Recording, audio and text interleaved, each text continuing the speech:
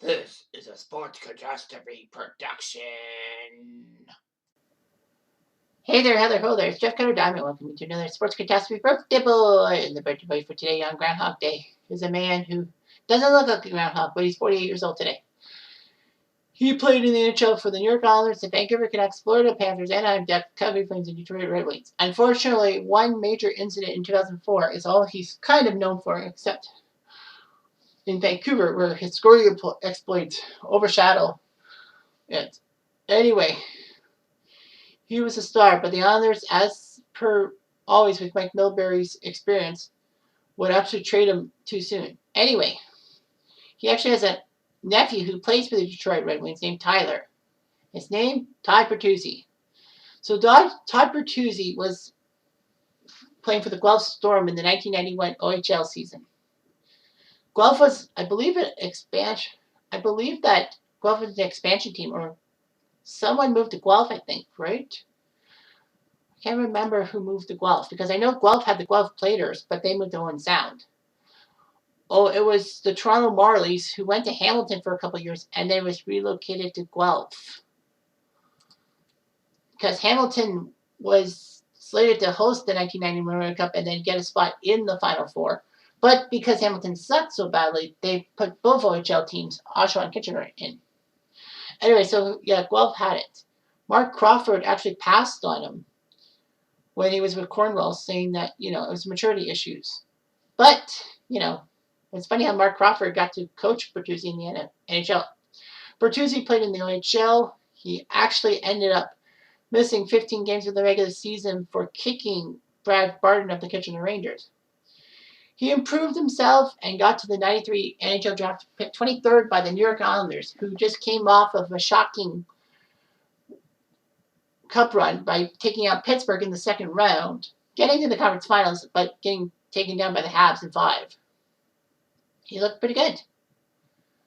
He had to go through surgery for chipped bones in his left elbow, and wasn't able to take part in training camp for the Islanders, but was returned to the OHL and played for Guelph.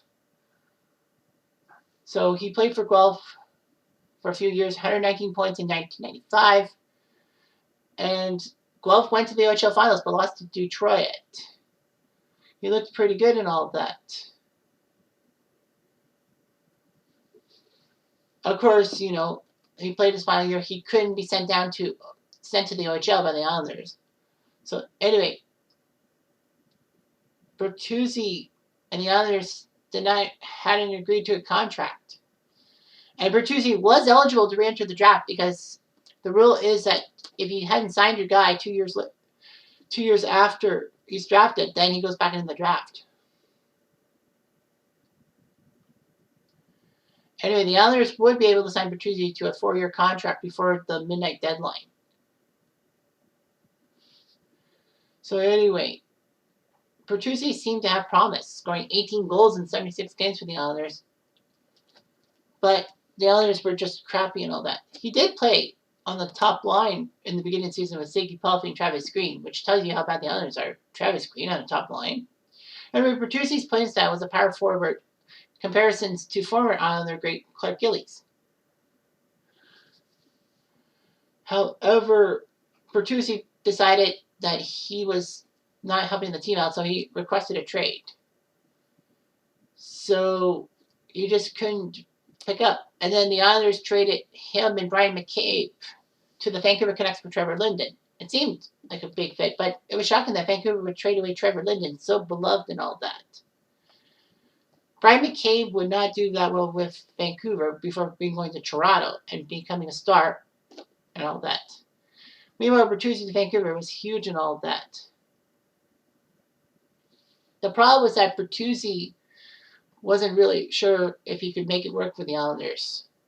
For as bad as Milbury is for making that deal, Bertuzzi was suffering. But Bertuzzi started to produce, putting up 15 points in 22 games after the trade in the 98 season. So he looked very good, and Vancouver started to pick up. Unfortunately, he had a torn ACL in his near the end of his first full season with the Canucks. He was a restricted free agent, but the Canucks did sign him to a 2-year deal. And he put up 25 goals for the Canucks in the 2000 season. And then Bertuzzi started picking up pace and all that. Bertuzzi got a 3-year deal in 2001 and picked up a 10-game suspension after leaving the bench to help Ed Dombrowski in a fight. You can't do that.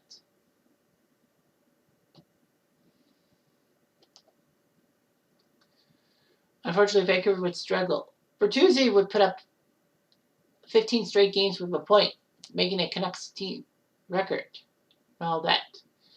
And then Andrew Castle was replaced by Brandon Morrison. So Morrison, Bertuzzi, and Naslund were called the West Coast Express for their express stuff. Bertuzzi's skill set complemented Naslund's goal scoring and Morrison's playmaking abilities.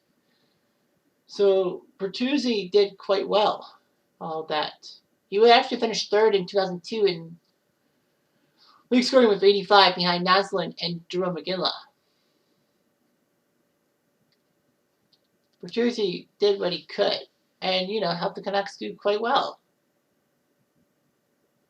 The rumor Bertuzzi would leave Vancouver, but he signed a 4-year deal in October 2003, so, it all worked out. Bertuzzi was part of the starting lineup for the 2004 season. He got 2 assists, which was pretty good.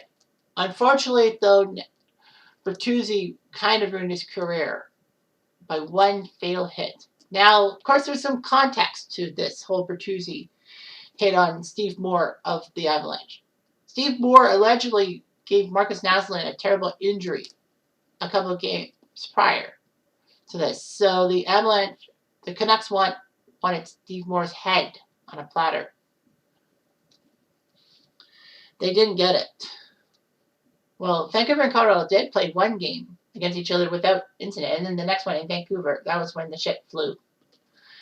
Bertuzzi sucker punched Steve Moore and drove his head onto the ice. Unfortunately for Moore, he would have a couple of neck vertebrae be slighted, so that wasn't good. Bertuzzi was given the suspension of the rest of the regular season and the playoffs. So, obviously, that was hurtful. He had 60 points in 69 games and could have had so much more if he had kept his discipline. I mean, yeah, you could hurt Steve Moore for retaliation, but sucker punching him? You should have at least gave him a body check and all that and send Steve Moore to the ice, and that would have been less damaging. Yeah, you get suspended, but, it's all that. Thankfully, Bertuzzi was remorseful and all that. Bertuzzi was allowed to come back to start the 05-06 season. It wasn't like he was suspended for a season. It was because of the NHL lockout. So people were thinking, well, if the 2005 season went on as regular, was it possible that Todd Bertuzzi was going to come back in the league right off the bat? I think so. Well, anyway, he did put up 71 points in the 06 season. His play was hit hard and all that. Fans would boo him. I mean, that's understandable and all that. So anyway, before the 2006 draft, the Canucks decided to trade Bertuzzi to Florida alongside Alex Auld for Roberto Luongo and a 6th-round pick. That trade actually worked out well for Vancouver, as Luongo would become a Vancouver legend, although he would be a Florida legend when he came back to Florida. It's funny how Luongo left Florida for Vancouver and then came back to Florida and never played for another team other than that. I think. Yeah, that's right. Bertuzzi ended up 7th in the all-time scoring leaders thing after 7.5 seasons. So anyway, he went to Florida, and unfortunately, he had to have surgery for a herniated disc. Strangely enough, Florida would actually trade him while he was hurt to Detroit for a prospect, which was like, what the heck?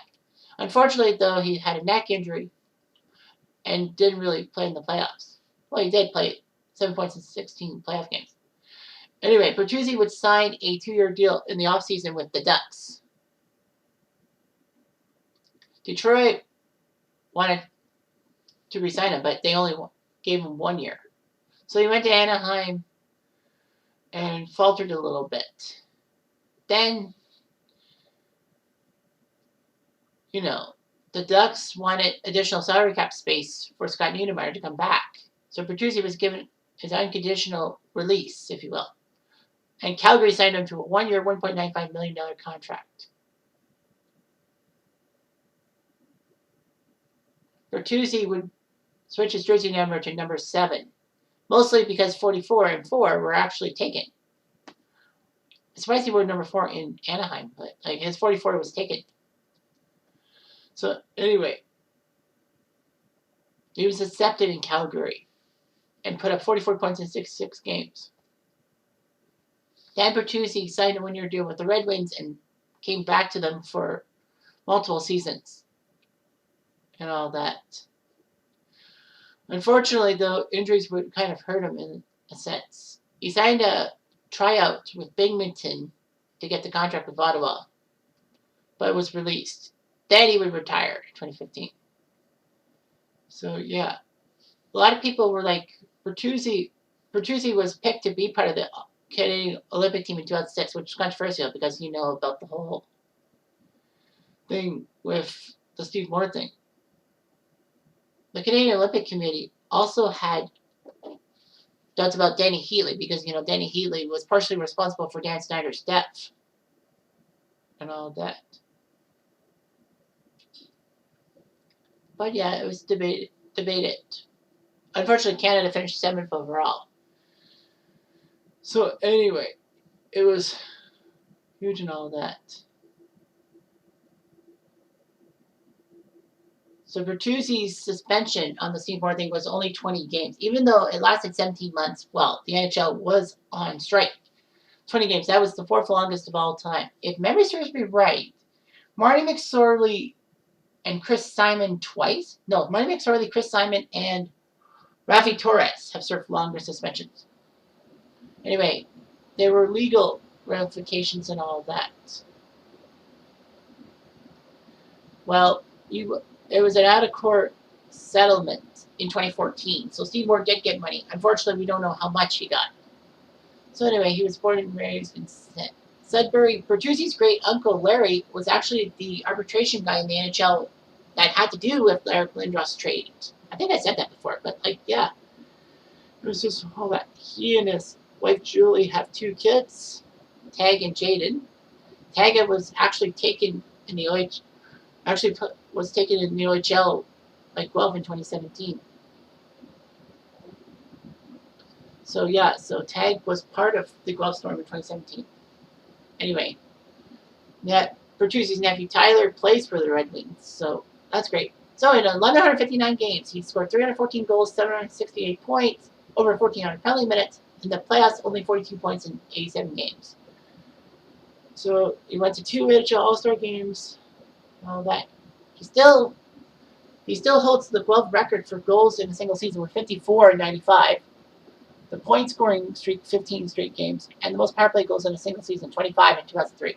But yeah, so Todd Bertuzzi paid the price for what he did to Steve Moore. I mean, he's still a decent guy and all that, and remorseful. That's what you want in a hockey player. Anyway, I'm Jeff Diamond at Duke.